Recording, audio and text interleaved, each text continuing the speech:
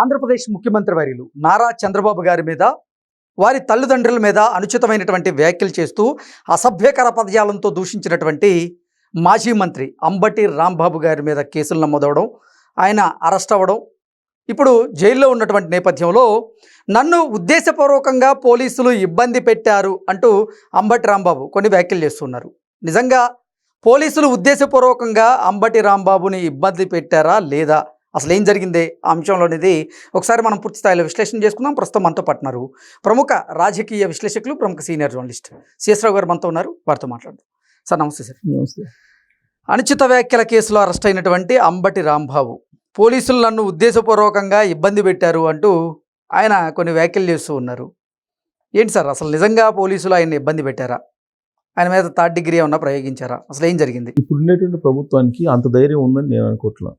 Third degree ప్రయోగించి నేతల్ని జైలులో పెట్టి వాళ్ళని హింస పెట్టడం, లేదంటే ఇంకో రకంగా భౌతికంగా దాడులు చేయటం, ఇలాంటి పరిస్థితి ఉండదు. ఎందుకంటే చంద్రబాబు నాయుడు గారి అతి మంచితనం ఏదైతే ఉందో అది ఇబ్బందిగా ఉందని చెప్పి తెలుగుదేశం పార్టీ క్యాడరే భావిస్తుంది. 2 సంవత్సరాల నుంచి వైఎస్ఆర్ కాంగ్రెస్ పార్టీ వాళ్ళు ఏం చేస్తున్నా, ఏం మాట్లాడినా చూస్తూ ఉన్నారని చెప్పి విసిగెత్తిపోయారు తెలుగుదేశం పార్టీ క్యాడరు. అసహనంగా ఉన్నారు వాస్తవంగా చెప్పాలంటే. చంద్రబాబు నాయుడు గారు ఏం పట్టించుకోవట్లేదు. చంద్రబాబు నాయుడు గారు సహనం ఎక్కువ, ఆయన సహనమే మాకు ఇబ్బందికరంగా మారింది అనేది తెలుగుదేశం పార్టీ క్యాడర్లో ఉన్నటువంటి ఒక అసంతృప్తి వాస్తవంగా చెప్పాలంటే. ఇప్పుడు పవర్ బ్రోకర్స్ అనేవాళ్ళు ఉన్నారు. ఇప్పుడు వీళ్ళు వైఎస్ఆర్ కాంగ్రెస్ పార్టీ నుంచి తెలుగుదేశం పార్టీలోకి వచ్చారు కొంతమంది.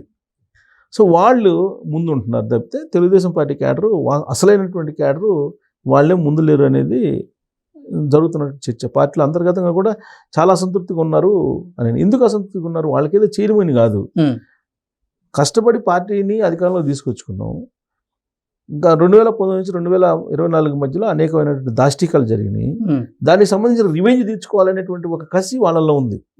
దానికి చంద్రబాబు నాయుడు గారు పూర్తి స్థాయిలో సహకరించట్లా. ఒకవేళ ఏదైనా అన్నా కానీ మీరు కాముగా ఉండండి అని చెప్తున్నాడు ఆయన. అందుకే మన మంచి ప్రభుత్వం అని చెప్పేసి ఎవరైనా ఏమైనా అన్నా కానీ తలదించుకోవాల్సిన పరిస్థితి వస్తుంది. వైఎస్ఆర్ కాంగ్రెస్ పార్టీ వాళ్ళు ఏమో చెలరేగిపోతున్నారు అనేది తెలుగుదేశం పార్టీ వాళ్ళ యొక్క క్యాడర్ అభిప్రాయం.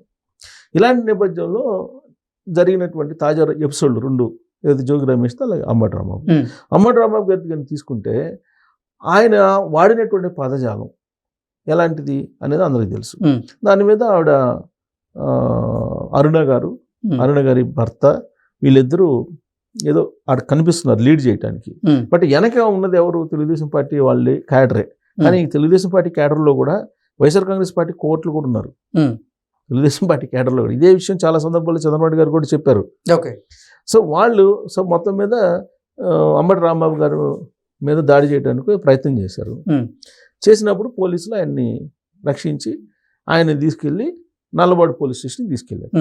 నల్లబాడు పోలీస్ స్టేషన్కి తీసుకెళ్తే నల్లబాడు పోలీస్ స్టేషన్లో ఆ జీప్ కారు దిగంగానే ఎక్కడా వీళ్ళు దాడి చేస్తారని చెప్పి పరిగెత్తుకుంటా లోపలికి వెళ్ళిపోయాడు. పోలీస్ స్టేషన్కి వెళ్ళిపోయాడు ఆయన. ఇది అందరికీ తెలుసు, విజువల్స్ కూడా పరిగెత్తుకుని వెళ్ళిపోయాడు. ఇది పోలీస్ స్టేషన్కి వెళ్తే తప్ప వీళ్ళు దాడి చేయకుండా ఉంటారని పరిగెత్తుకుని వెళ్ళిపోయాడు కారు దిగంగానే. సరే ఆడు కూర్చున్నారు.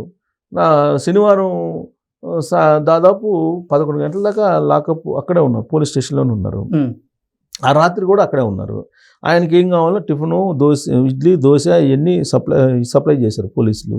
తిన్నారు. తిన్న తర్వాత ఆయన ఆ రాత్రి మొత్తం స్టేషన్లోనే ఉన్నాడు. ఆయన స్టేషన్లో ఉన్న తర్వాత మరుసటి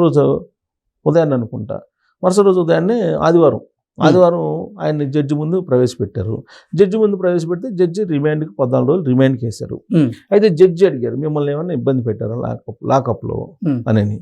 నన్ను ఇబ్బంది పెట్టారు, పంగ చీల్చి ఇబ్బంది పెట్టారు అని చెప్పేసి, శారీరకంగా ఇబ్బంది పెట్టారని చెప్పేసి ఆయన అక్కడ రిపోర్ట్ ఇచ్చాడు. రిపోర్ట్ ఇస్తే దాని మీద ఆసుపత్రికి పంపించారు. ఆసుపత్రిలో రిపోర్ట్ పంగ చీల్చి మీ శారీరకంగా ఏమైనా ఇబ్బంది పెట్టిన గాయాలు ఉన్నాయా అని అంటే ఏం లేవని చెప్పి అక్కడ రిపోర్ట్ చెప్పాడంట ఆయన. జడ్జి దగ్గర ఏమో నా మీద శారీరకంగా హింస పెట్టారు, నన్ను పంగ చీల్చి కొట్టారు అని చెప్పారు. అక్కడ పోయిన తర్వాత హాస్పిటల్ అయితే ఏం చెప్పలేదంట. సరే ఎట్టకేలకు జైలుకి వెళ్ళారు. జైల్లో ఉన్నారు ఇప్పుడు ఆయన. 14 రోజులు రిమాండ్లో ఉన్నారు.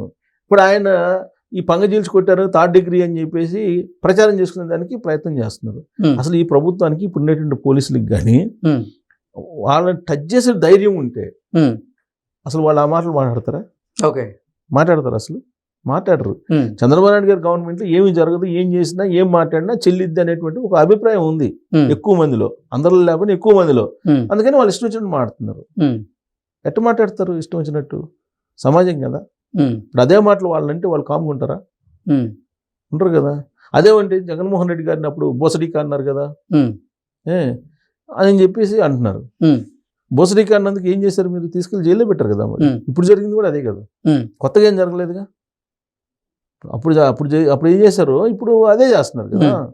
అంటే ఇప్పుడు ఏం తిట్టినా కానీ కామ్గా ఉండాలా?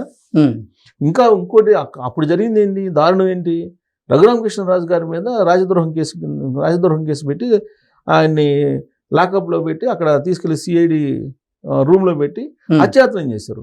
అది ఆయన చెప్తున్నారు కదా. పైగా కాళ్ళన్నీ బద్దలుగా చీల కొట్టారు కదా. అవన్నీ డాక్టర్ కూడా సర్టిఫికేట్ ఇచ్చారు కదా. ఆర్మీ హాస్పిటల్ ఇచ్చింది కదా. సరే, అక్కడ గవర్నమెంట్ హాస్పిటల్ ఇవ్వలేదు, ఆ కేసు నడుస్తుంది. ఆర్మీ హాస్పిటల్ ఇది ఇచ్చింది కదా. తీసుకెళ్ళి ఆయన లోక్సభ స్పీకర్ కూడా ఇచ్చారు కదా. పార్టీలో ఉన్న ఎంపీని అన్నీ కొట్టించారని. సరే, ఈయన కాదు, సత్యనారాయణ అని ఒక ఆయన ఉన్నారు వైజాగ్లో, ఒక ఎంపీ. ఆయన అదే పని చేశారు. ఆయన భయపడిపోయి హైదరాబాద్ వచ్చి దాక్కున్నారు కదా. వాళ్ళ సొంత పార్టీలో ఉండేటువంటి ఎంపీలే జరిగినటువంటి ఎపిసోడ్లే కదా ఇవన్నీ. మరి ఇప్పుడు 3rd డిగ్రీ ప్రయోగించడం అంటే, 3rd డిగ్రీ అంటే రఘురామకృష్ణరాజు గారిది 3rd డిగ్రీ ప్రయోగించడం అంటే, ఇప్పుడు అంబటి రాంబాబు గారిని 3rd డిగ్రీ ప్రయోగించే అంత ధైర్యం పోలీసులకు ఉంటుంది అసలు? ఓకే, అంటే అంబటి రాంబాబు గారనే కాదు, ఎవరిని కూడా ఇవాళ ఉండేటువంటి పోలీసులు కేసు పెట్టమండి. ఇప్పుడు సోషల్ మీడియాలో రెచ్చిపోతున్నా కానీ యాక్షన్ తీసుకోవట్లా. ఇంత జరిగింది కదా. సోషల్ మీడియాలో ఏమైనా ఆగినాయా? పోస్టులు ఆగినాయా? పోనీ ప్రచారం ఆగిందా? లేదు. వాళ్ళ మీడియాలో, సొంత మీడియాలో ఏ విధంగా లేని ఉన్నట్టు క్రియేట్ చేసి చెప్తున్నారు. మరి అంత చేస్తున్న వ్యక్తిత్వ హననం చేస్తున్నా యాక్షన్ ఏమైనా తీసుకున్నారా? తీసుకోలేదు. చట్ట ప్రకారం కేసులు పెడుతున్నారు, జైలుకు పంపిస్తున్నారు. మ్యాన్ హ్యాండ్లింగ్ చేయట్లేదు ఎక్కడ. కానీ అప్పుడు 2019 నుంచి 2024 మధ్యలో కేసు అంటే తీసుకెళ్లి ఏం చేస్తారు అనేది ఒక భయానకమైనటువంటి వాతావరణం సృష్టించారు కదా. మరి ఇవాళ అంబటి రాంబాబు గారు చెప్పింది నమ్ముతారా ఇవాళ గవర్నమెంట్ మీద? తను పంగజీల్చి కొట్టారనేది నమ్మశక్యమైన అసలు? ఓకే, రిపోర్ట్ లేదు కదా. అసలు అక్కడ పోలీసు 2 సిఐలు కలిసి కొట్టారని చెప్తున్నాడు ఆయన. 2 సిఐలు కట్టి పంగజీల్చి కొట్టారని చెప్తున్నాడు. అంత ధైర్యం ఉందా? ఒకవేళ అదే జరిగితే అసలు వైఎస్ఆర్ కాంగ్రెస్ పార్టీ వాళ్ళు ఏం చేసిండే వాళ్ళు అనేది సమాజానికి తెలుసు కదా. ఉన్నట్టు ఆంధ్రప్రదేశ్ సమాజానికి తెలుసు కదా. ఏమీ లేకుండానే అసలు మొత్తం రాష్ట్రంలో ఏదో ఒక భావోద్వేగాన్ని రెచ్చగొట్టాలనే ఉద్దేశంతో ఈ పని చేస్తుంటే, ఈ మధ్యలో మళ్ళీ పద్మనాభరెడ్డి గారు వచ్చారు. పద్మనాభరెడ్డి గారు వచ్చి ఒక లెటర్ రాశారు మళ్ళీ అంబటి రాంబాబు గారి గురించి. ఆయన అరెస్ట్ చేశారు. కాపుల్ని కట్టుబట్టలతో వేరే రాష్ట్రానికి పంపించండి అని చెప్పి. ఏంటి ఆ పద్యాలను? అంటే కాపులు మొత్తాన్ని కొట్టినట్ట, లేదా కాపులు మొత్తాన్ని అరెస్ట్ చేసినట్ట? ఆయన అంబటి రాంబాబు గారిని అరెస్ట్ చేస్తే, లేదా జోగి రమేష్ని చేస్తే మొత్తం బీసీలకు మొత్తం చేసినట్ట? అదే ఇది పొలిటికల్గా ఆడేటువంటి డ్రామాలు ఇవన్నీ కూడా. ఈ డ్రామాల్లో నిజంగా పంగజీల్చి కొట్టారంటే ఎవరు నమ్ముతారు చెప్పండి? అంబటి రాంబాబు గారిని. సో కాబట్టి అసలు 3rd డిగ్రీ అంటే రఘురామకృష్ణరాజు గారిది. జగన్మోహన్ రెడ్డి గారు ఆ రోజున వీడియో కూడా చూశాడు కొట్టడం అని చెప్పి చెబుతున్నారు కదా.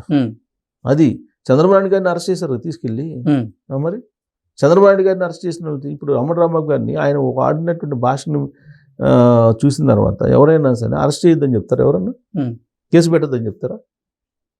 సో కాబట్టి ఇదేంటంటే ఈ ప్రభుత్వాన్ని వీళ్ళంత వరకు ఏదో ఒక రకంగా బదనాం చేసేసి రాజకీయంగా భావోద్వేగాన్ని క్రియేట్ చేసేసి ఏదో పార్టీని నిలబెట్టుకోవాలనో లేదంటే లీడర్లు నిలబెట్టుకోవాలనో చేసేటువంటి ప్రయత్నం కింద ఇవన్నీ జరుగుతున్నాయి అనేది తెలుగుదేశం పార్టీ వాళ్ళు కానీ లేదంటే ప్రభుత్వంలో ఉండే వర్గాలు కానీ చెప్తున్నాయి. ఓకే, సో దీని మీద మనం పంగజీల్చి కొట్టారనే దాని మీద అనుమానించాలి మనం. అంటే నిజంగానే ఆయన జడ్జికి అయితే చెప్పారంట. జడ్జికి అయితే చెప్పారు, డాక్టర్కి చెప్పలే. మళ్ళీ డాక్టర్కి చెప్తే ఎక్కడ కొట్టారు చూపించమంటారు కదా. సో డాక్టర్కి అయితే చెప్పలేదంటే ఇక్కడే కాంట్రడిక్షన్ ఉంది. Okay sir, thank you.